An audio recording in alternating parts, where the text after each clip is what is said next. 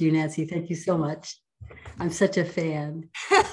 Well, I've become such a fan of you too. You know, years ago, I was one of those corporate people that would prepare the PowerPoint presentation and get my fancy pants suit on and present like on the PowerPoint and just be so perfect. And I thought I was doing it right. And come to find out, everything I learned in corporate doesn't work at all in the online space. The more human I can be, the more relatable I can be, the more connected I can be, the more I actually connect with people who might actually decide that I might be their teacher. But it took me so long to get those lessons right. And I'll never forget the time that I gave one of those talks to some appreciative audience that was being more than cordial, where the evaluation said, I didn't pay $45 for the chicken lunch to watch someone hold on to PowerPoint like a crutch, hold on to the podium for dear life and pray for the presentation to be over. I think that was like my wake-up call that maybe I had a few things to learn. So we've all had those humbling moments. You know, it's so interesting, Nancy. Absolutely. I don't know anybody who hasn't had one of those embarrassing reports that they could give, but it's so interesting to me that so many times we get so hyper focused on what it is that the content is that we forget that there's a different piece that people are also responding to, which has to do again with your presence, as you're saying, and has to do with being able to connect with people as human beings as opposed to receptors who are just being able to drink in your data. So to really kind of move into a whole other way where you're actually speaking to somebody that you really feel you want to give them this gift, you want to honor them with this gift, they want to receive it, that there's an exchange that goes back and forth. And it's, you know, it's actually been really interesting to see how do we pivot that to online, to virtual, because of course, when you're in front of an audience, I've done a lot of performing. And so when you're in front of an audience, that exchange, that live exchange, which I know for me, I've missed a lot. You know, it's a very special energy that gets created that way. But that you could actually have that online. I remember one of the first online classes I taught that had, I guess, about maybe 50 people or something. And I was like, how am I going to even see them all? So you could only see 49 little boxes. But as I started moving into it, and as I started to scan that screen, that I actually could still do some of that same thing, although it's not quite the same techniques as what you would do live. Well, since you've got such an amazing background, I want to just tell the audience a little bit about you before we get into the nitty-gritty of our interview. Vicki Del Joio fires up visionary speakers to amplify their charisma and deliver their message with passion, presence, and power. Drawing on decades of theater performance and directing experience and lifelong study of martial arts, Vicki stands apart from other trainers by focusing on both the crafting of the stories her clients tell and the energy they bring to deliver their message so they can make even more impact for their memorable and remarkable delivery.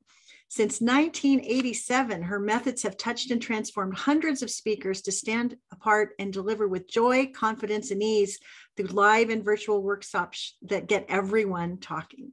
So awesome, awesome. So how did you get into this work and why?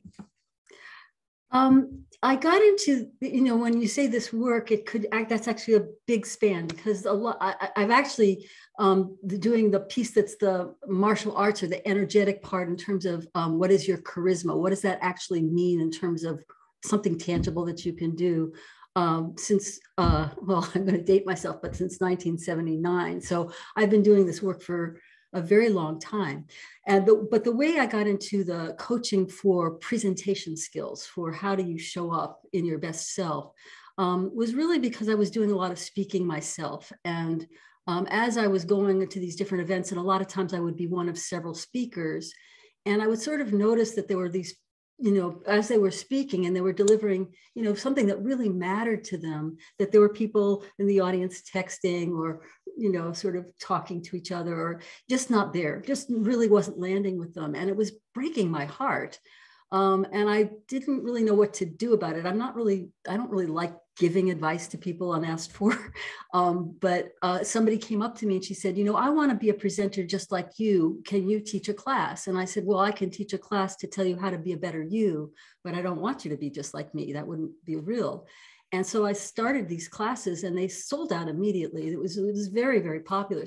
And that's where I discovered that my joy of theater, which I've been doing since I was 7 years old. So I won't, that's that's close to 60 years now, to date myself. And then the part that has to do with how do you show up and be in your power, no matter what is coming at you from, either lack of response or hostile response. I have so many stories about clients dealing with hecklers and stuff like that, and how to deal with that. That's not just about the content you're delivering at that point. That's about how you're showing up, and as you call it, bending and swaying with what's coming to you.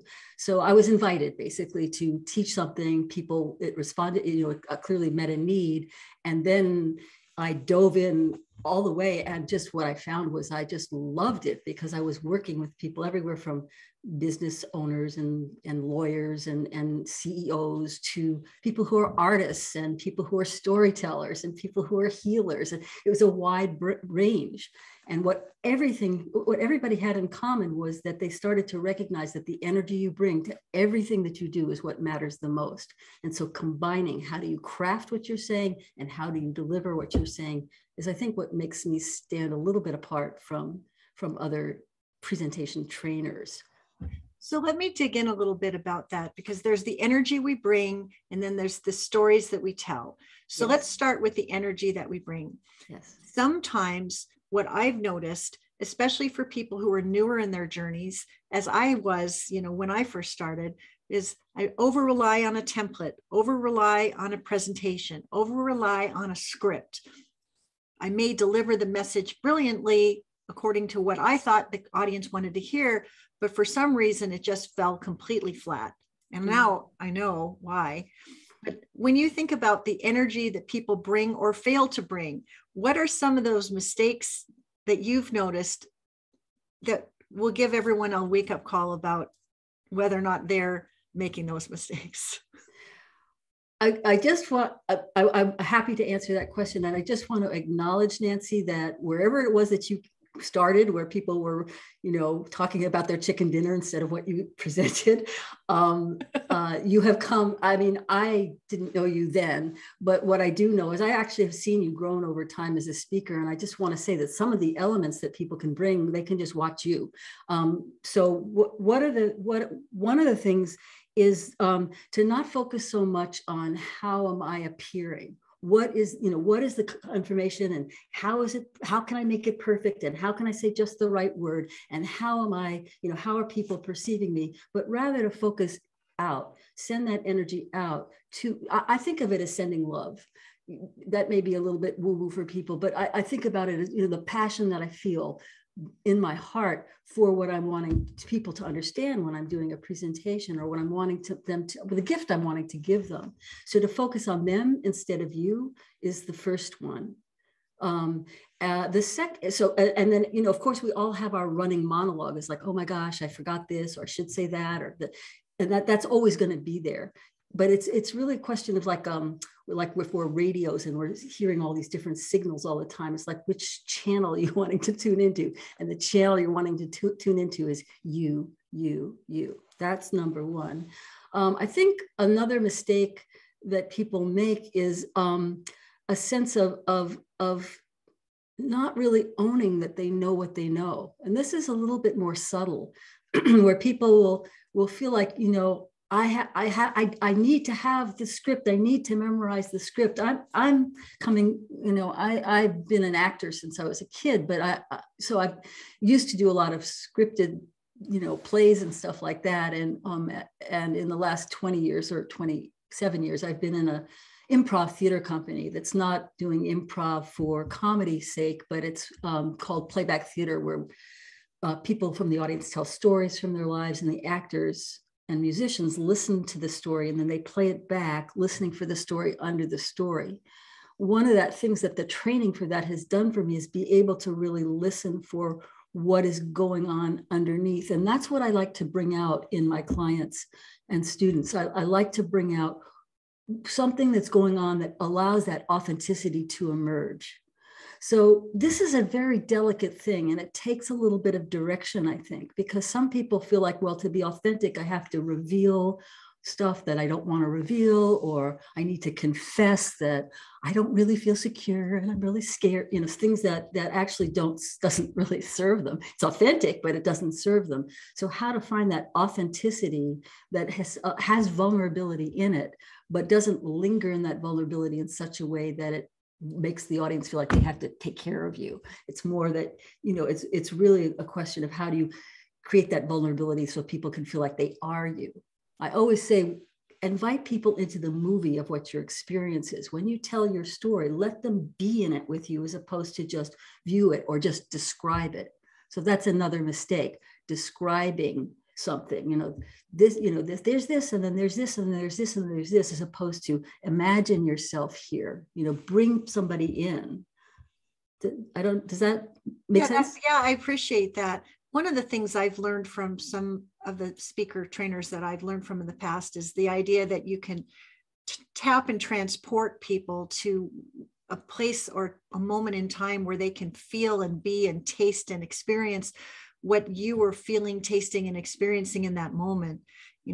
Come with me to a lounge chair in sunny San Diego where the rays of sun are warming my skin, and the trade winds are blowing, and the mint from my iced tea is infused, and I'm just getting ready to relax when all of a sudden the phone rings, and it's National Public Radio. It's like I've tried to touch on what you could taste and what you could hear and what you could taste, experience, and it's like, oh, we're going somewhere and she's taking me with you, versus just stating the facts and the person in the audience wondering, well, why does this matter to me? Exactly. That was a beautiful demonstration of what I just described. Exactly right. That's what I mean by going into the movie. When you're at a movie, you don't remember that you're sitting on the chair and that you're holding a thing of popcorn. You actually, you're there with Indiana Jones or whoever. You're experiencing. Hopefully, if it's a good movie, you're experiencing what that actor or that story is telling you. There's something about being mesmerized.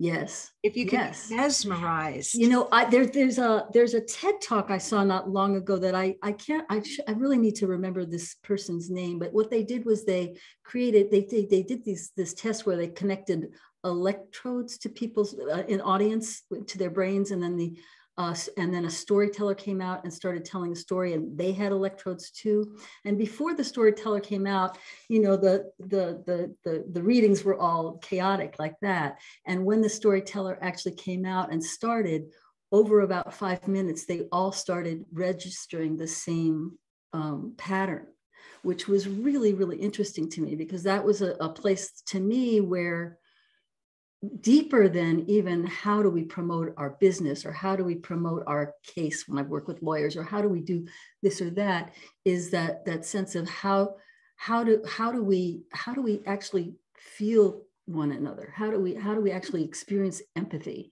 Because that cultivation of empathy to me is a big part of what allows us to be connected across difference and through, as humans. So I think that's another big piece of it, is to remember this is actually an opportunity to create connection on a whole other level.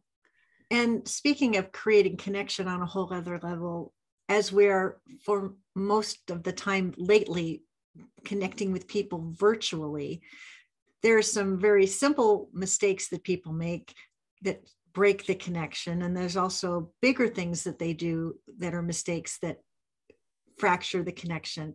Are there specifics you can share with regard to some of those mistakes? Well, one basic one is, where are your eyes? So looking at the camera as opposed to looking down at yourself or looking at the other person to keep your attention on the camera. And I always remember, again, dating myself, I remember Romper Room, where she would hold up a magnifying, I see Nancy, I see Vicki, I see Susie, I always imagine, who is it I'm speaking to, and I really try to speak to the people that I love, or people that are just, interested and connected to me. So that's one thing. Another thing I think, and I alluded to it a little bit earlier, is this is again more subtle, but the owning of your own information, so that not to depend on the script that you created. Even if you've created a script and you really need to memorize it, it's the best way for you to feel confident, to see at some point if you can just relax and just know that even if you lose the script, you have that information in you because it's yours. It's something that you've created. It's something that you've come up with. So it's right there for you. It's right at hand. There may be a better way to say it, but to really rely on that inner knowing, to hold that as confidence, to not, as you did, holding onto the podium for dear life, or the PowerPoint for, this is what the next point is, and I got to get it just right. It's that sense of perfection being the enemy of Isn't perfection kind of off-putting for most audiences? Oh, absolutely. I mean, what could be worse? Somebody who's got it all together. I don't know. I guess some people are really drawn to perfection, or to that kind of, I am the master of the universe and I know everything. That's not my people, and that's not the people that I'm drawn to either. I think, but the main thing is the damage that perfection does to ourselves, what we do to ourselves in pursuit of perfection. I think that's the biggest harm. So that brings me to a story that I remember so vividly. A number of years ago, I was lucky enough to go to the Oprah Live Your Best Life event in New York City. And Elizabeth, she wrote Eat, Pray, Love. Gilbert. Yeah, Elizabeth Gilbert was on the stage. This is the best-selling book of all time. A lot of pressure. So she stands up there and she says to this audience of 6,000 people, every morning, I get up about 4:30 and I meditate for half an hour. Then I put on my jogging shoes and I go out and run 5 miles. I'm back to my apartment. I brew my coffee. I read the New York Times, and then I'm about ready to start my day. And then there's this big long pause. And she says, are you buying that? And she says, that so isn't happening. And I'm guessing it's not happening for you, and it's not happening for you, and it's not happening for you either. And can we just all be human beings and realize that we're rolling out of bed later than we want to, looking like hell, and just doing the best we can? This is how she started her talk. And instantly she made 6,000 new best friends. Yeah. Yeah. And I was so riveted by that opening that I never forgot it, because she brought us in right away with this touch and transport moment that sounded so perfect and made us all feel so inadequate. And then she let us know, no, that ain't happening.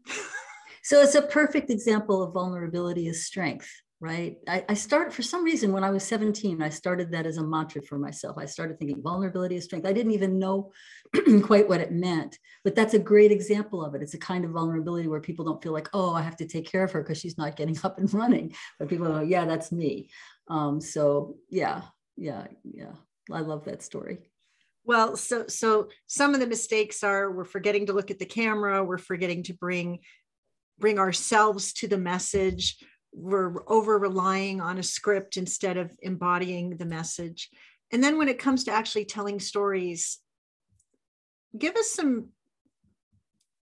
guidance there, because oftentimes today with Facebook Live and podcast guesting, it's a limited time only situation that you actually get to take to the microphone. One of my things is that I think sometimes people take way too long to get to the point, or they tell stories that are not relevant to the situation, or maybe they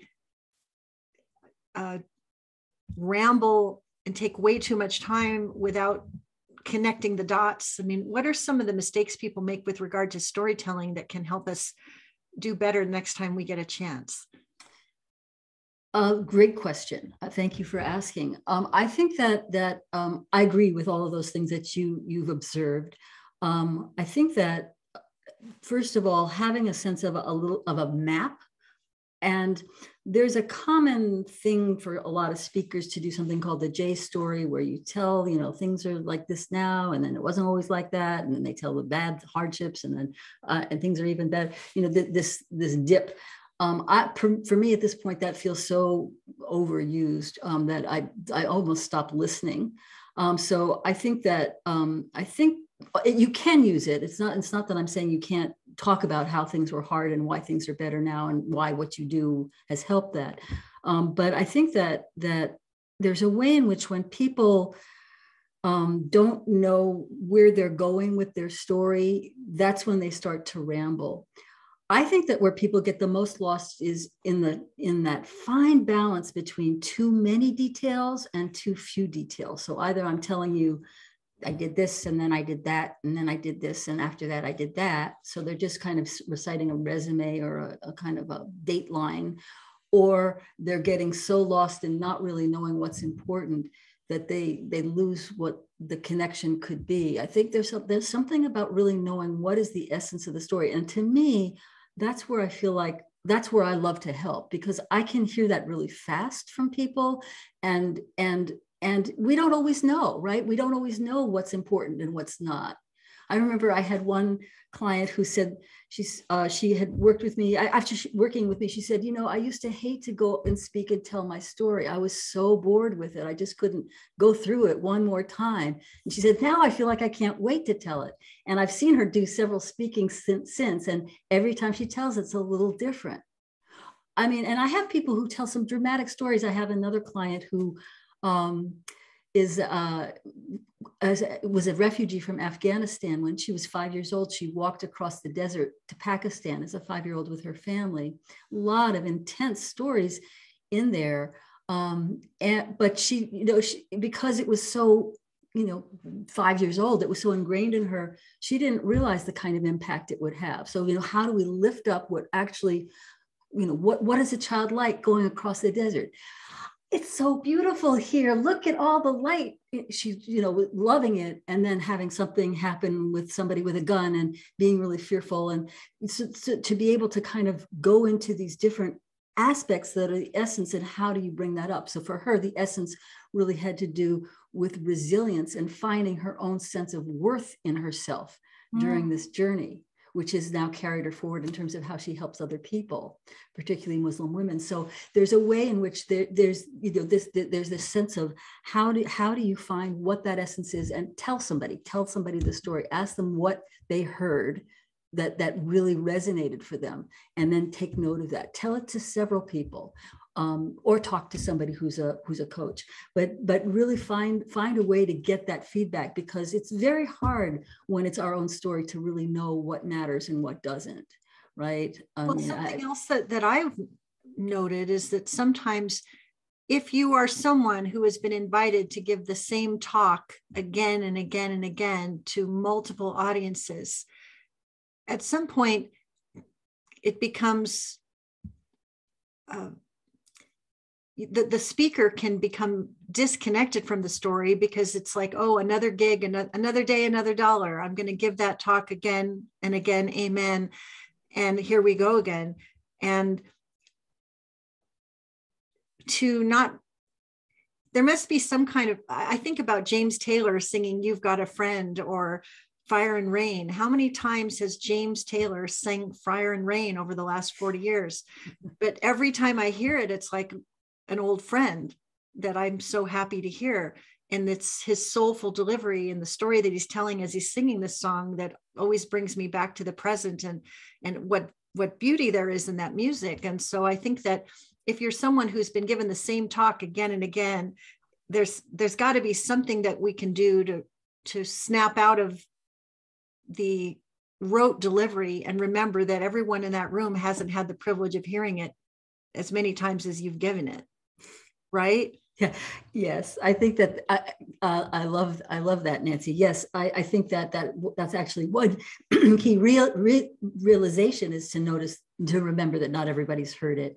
In terms of somebody giving a talk again and again, chances are in the course of the years that you've been giving this talk, other stories might come in. So you might start to replace stories or find new stories. That's one way to refresh.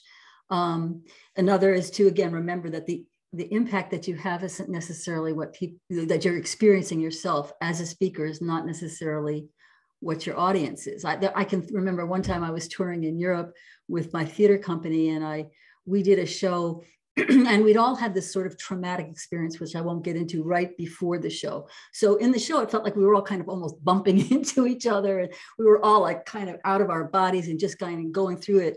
And we were like, this was the worst show ever. And people were coming up to us ever saying, that was so powerful. Thank you so much.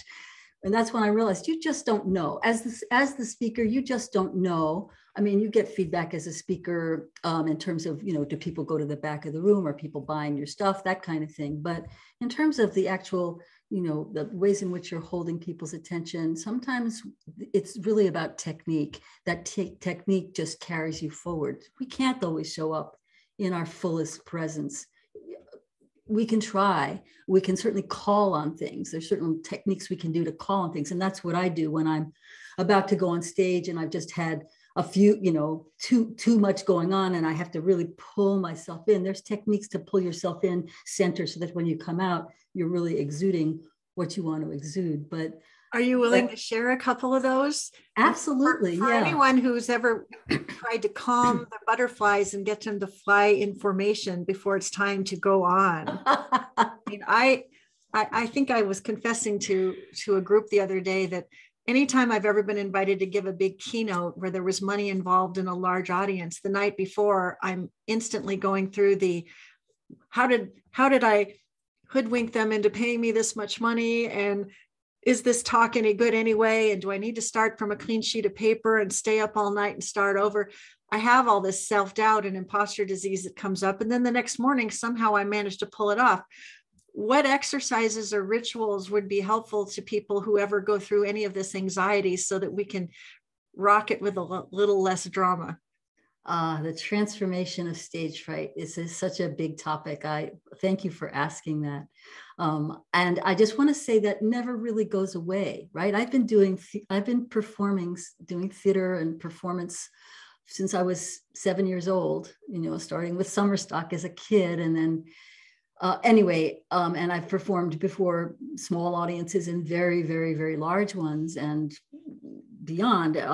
And I still get stage fright. I still get those butterflies. Sometimes they do fly in formation, which I love. I love that. That's a beautiful metaphor, Nancy. But I think that there's a couple of physiological techniques that you can do that can help transform that energy, because that stage fright is really just energy, and you want to be able to pull that energy up and through you, transform it, because when we're frightened, it's a sense of freezing and getting stuck and stagnant. We want the energy to flow. It's like thawing out the ice in your belly, or the ice in your gut, that, oh my gosh, they're going to discover that I'm really a fraud. Imposter syndrome is so pervasive. It's rampant. It's rampant. In fact, I was working yesterday with a client who is going to be presenting. This is a big deal, presenting in front of the Supreme Court of Canada. And she's going through imposter syndrome. Now, she is a very, very skilled. I mean, for her to get to this place where she's actually even doing this presentation or doing this case is huge. She's extremely brilliant. And so we're actually going to be working today on making her, what does she call it? Her presentation pop. And then also she's coming for meditation to be able to cool her jets a little bit, and also craft what she's saying and look at how can she actually reach into the hearts of a judge that she's already deemed will be difficult for her. So this is a big thing, no matter where you are on the scale, whether you're a new presenter or you're somebody who's really been doing it forever. One of the things that I think that help that stuckness, that ice pack in your gut, or that sense of change, is to do something that is so simple. It's going to seem like really, but it's real, which is to lengthen your spine and to lift the crown of your head up and ground through your sits bones if you're seated in front of a camera, or your feet if you're standing in front of a group. To actually, when you lengthen your spine, you open up I'm going to talk woo-woo for a moment. We're going to open up energy moving up and down that spine. When you open up when you start to open up this way, your feet are grounded, which means you actually have access to having a leg to stand on, your confidence, that sense of being really in your power. And when you lift the crown of your head, you're opening up to a sense of bring in the information, the sense of clarity that I need to be able to present really clearly from my heart. I'm always interested in how to present from the heart. That's just who I am. And in Qigong, which is one of the martial arts that I've been doing for close to 50 years now and has informed so much of what I do as a performer and on stage and as a coach, is this concept called the Cobra and the Lamb. And the Cobra is this backbone of your heart. It's the space between your heart. And think of a cobra with its hood spreading, right? It's very directed. You're focusing just on what it is that you want to offer to people.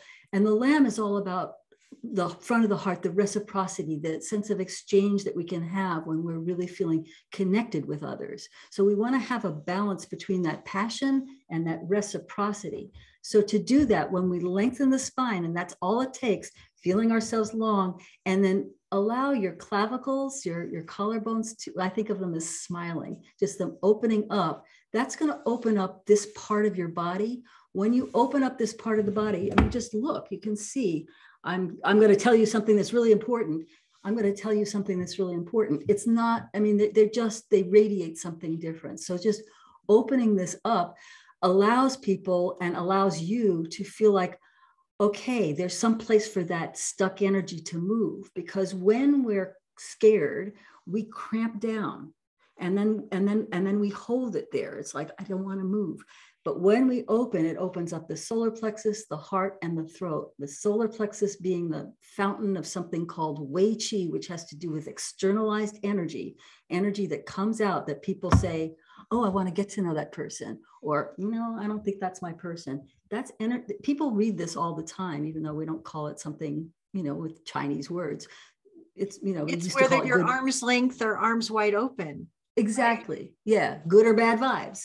Right. Right. And you know it like a good melon at the grocery store. Like that person's got something funky in their energy and I'm not buying it, or I'm not doing it, or I'm not feeling it. And you just know that.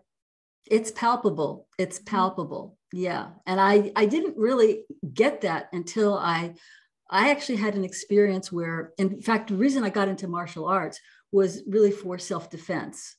I grew up in New York City, where it's very, very practical. What you see is what you get. The sky is shaped like the tops of buildings. Everything is square and solid.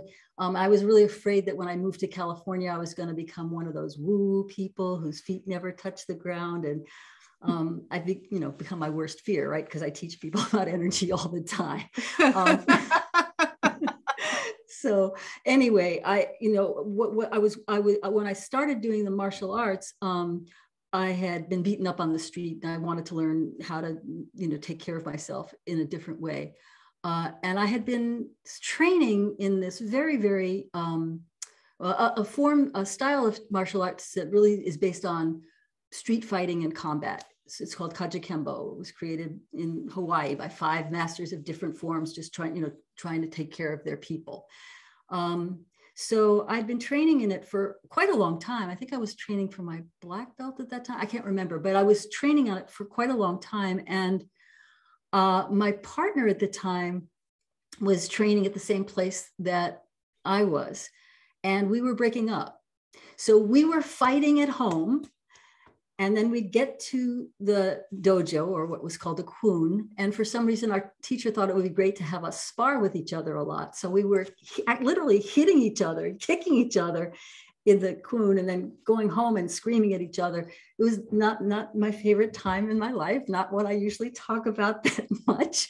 But I was walking home from our BART, which is basically a subway here in the Bay Area. And I was thinking to myself, I'm really tired of hitting and kicking. I'm tired of hurting people. I'm tired of getting hurt. There's got to be another way. And when I got home, I got a call from somebody who later became my Qigong, one of my Qigong teachers. And she said, you know, Vicki, you don't really need to know these external arts. I think you need to learn more about this internal movement of energy, the Qigong. And I had been doing Tai Chi, which is a form of Qigong, since I was a kid. So I was familiar with it. But when I started working with her, I discovered the name for this energy that we exude is called Wei Qi. And as I was walking home, I got to a corner. A man walks around the corner. It was just like you said in the grocery store with the melon. It was like, I just could feel this was, and I was very alert at that point to, you know, danger. It was like, I don't think so. What I did was I just simply lengthened my spine instinctively. I didn't know what I was doing. This was not intentional. I lengthened my spine and I thought to myself, I am, as opposed to you can't. So this is an important distinction I could talk about in a second, because it goes out into boundaries in all kinds of ways. But as he walked by me, he reached out to grab me, and his hand literally bounced about 6 inches or 8 inches from contact with my body. He reached out and it bounced. And he walked away looking at his hand and looking at me and looking at his hand and looking at me. So I knew that he hadn't missed, but that he had actually felt something. And then when I got home and I heard about, you know, you don't really need to do these external arts, because I didn't go into some kind of fighting pose. Then I realized that this is actually palpable. It's real. It's not just a perception. It's not just body language. It's something bigger and more powerful. Yes, exactly. And then I started thinking about, well, what if you could use that energy, same kind of energy that'll help you, you know, go through a bunch of bricks or boards with your hand. What if we could apply that in our businesses in terms of how we deliver, whether we're looking at clients or working with clients or talking to referral partners, or we're actually on a stage delivering our message? What if we were using that energy? And that's part of what I love to work with people. When you teach people how to do that, does that allow them to tap into some kind of a secret sauce that changes the game for them?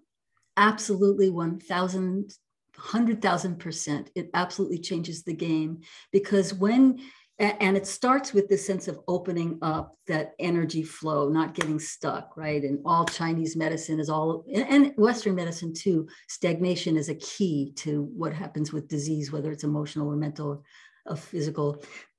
So yes, it is a secret. I call it the secret sauce behind charisma, is that sense of allowing yourself to be in your fullness, owning your power, in your confidence.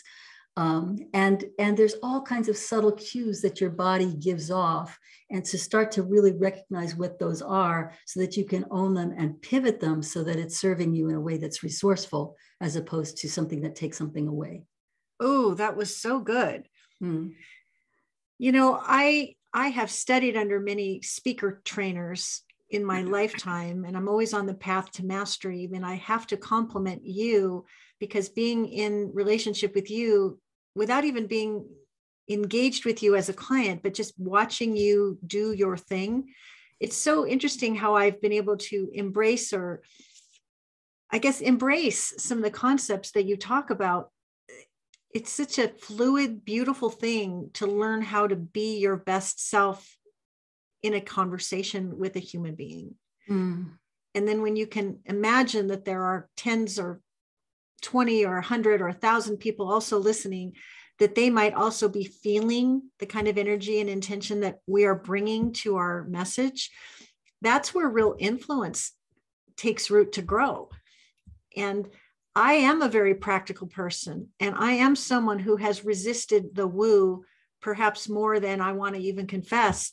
But I want to say that it has been very game changing for me to know you and to experience the way you express yourself and the way your own presence makes an impact on others, because I think that ends up becoming a legacy gift that you give to people. You have no idea how many lives you've touched and transformed just by sharing the way that you have today.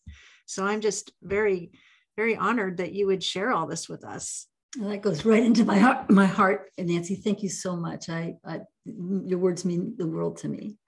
So I want to say, like, to those who are watching today, if you are one of those practical people who has been resisting things for longer than you want to, there's another concept that is what you resist persists. And that applies to all kinds of things. But if you have been resisting embodying your message and making a real connection to human beings on the other side of the camera, and you have felt the dismay that comes from not having the rewards that you're wanting, I think you probably need to have a chat with Vicki, because I think Vicki can really help you out and be the catalyst for you to get beyond what you may have been resisting, so that your own performance, your presence, your impact can exponentiate and you can have an even bigger impact through your work. So Vicki, I'm pretty sure that people are going to have fallen in love with you today, having had this conversation. So how can they take a step in your direction to continue the conversation? Thank you so much for asking, Nancy.